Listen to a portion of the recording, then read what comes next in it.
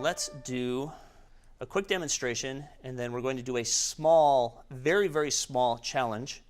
Then we're going to get into some code. So I'm just going to walk you through a few pieces of this, and then I'm going to turn you loose. So in our NGRX app, we'll start at the kind of the ground floor and work up. That in our items component,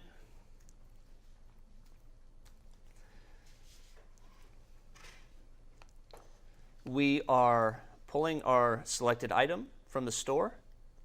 So we'll talk about that. We'll dig into this over the course of the day.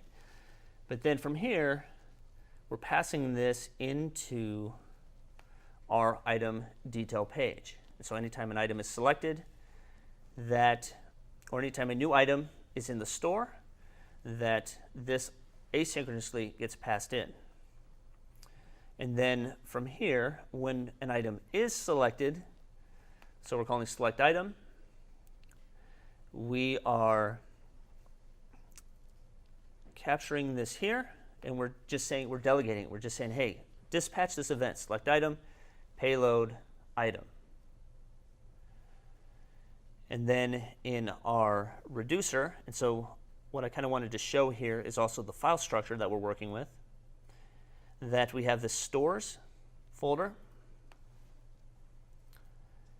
and selected item. And so in this case, we're listening for this action type, and we're saying what was the item that came in, and we're just going to return that. So we're simply saying we have an existing item in here, but we're going to take this new one, and this is going to be the new state. So there's no transformation. This is essentially a setter in Redux. We're taking this new thing, and we're just returning it as the new state.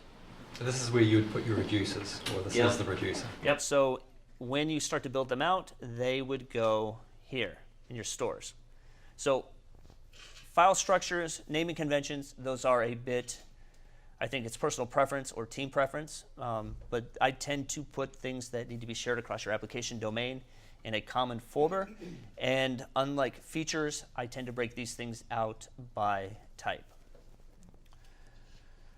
And then, so here, the item store, we're just returning it. And so anytime this thing is replaced, or this event happens, we're returning a new state that then goes into the store and then gets pushed back into the view. One other thing that I want to call out is, how does Angular even know about your reducers? And in here you have provide store,